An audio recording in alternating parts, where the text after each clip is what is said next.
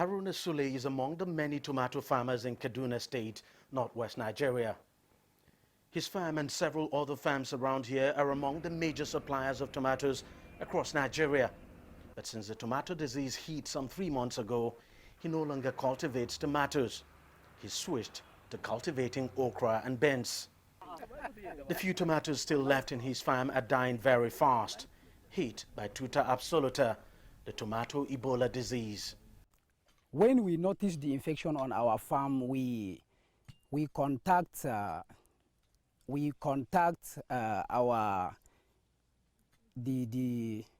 farmers officers, our offices where we have our officers, those that take care of our farms. We even contact our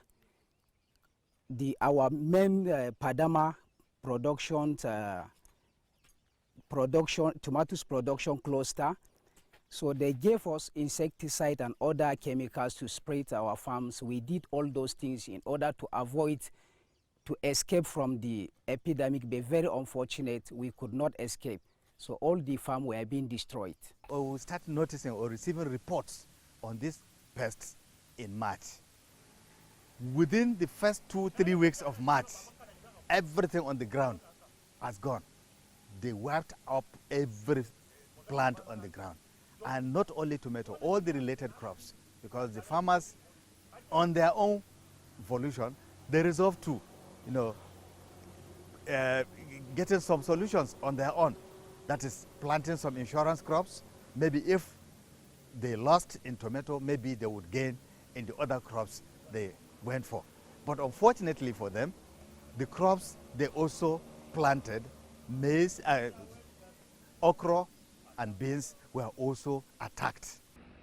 All of this land and thousands of other hectares used to be tomato fields, but not anymore. The tomato Ebola disease has forced the farmers to abandon the cultivation of what used to be a profitable cash crop. We have not finished the census of farmers that have been affected, but we already have over 3,000 hectares recorded, completely wiped out. Normally, from our statistics, we produce around about 24 million metric tons of fresh tomatoes within the state. As I speak to you today, what has come out of our farms is just 23.3 thousand metric tons of tomatoes. The state government has since declared an emergency on the disease. The situation has forced this tomato processing factory in the area to shut down. It's now all quiet in the factory. The management had to send all of its workers, over 100 of them, home when it could no longer get raw tomatoes to process. We've gone outside the state to look for tomato that we're going to process, we cannot get, because it affects almost all the state around that farm tomato. This is where most of the local farmers bring their tomatoes after harvest. It's the major local market here, but the market has been like this since the tomato disease struck. In Lagos, where the bulk of the tomatoes from the north are consumed, the price of the fruit has shot up by over 300%. Those who trade in tomatoes are now guarding them jealously. Even obviously spoilt ones are hardly discarded. Around 80% of the tomatoes from the north of the country end up in this market. It is the largest tomato market in Lagos and indeed the whole of the country. At normal times, this place is jammed. It will be difficult to move around. As a matter of fact, even though there are people here, the traders here tell me that the market is half empty the way it is at the moment.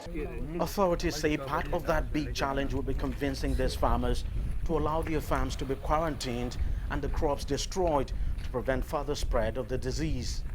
It's clear that in the coming days, the farmers would have to make some tough choices in order to deal decisively with the tomato Ebola disease.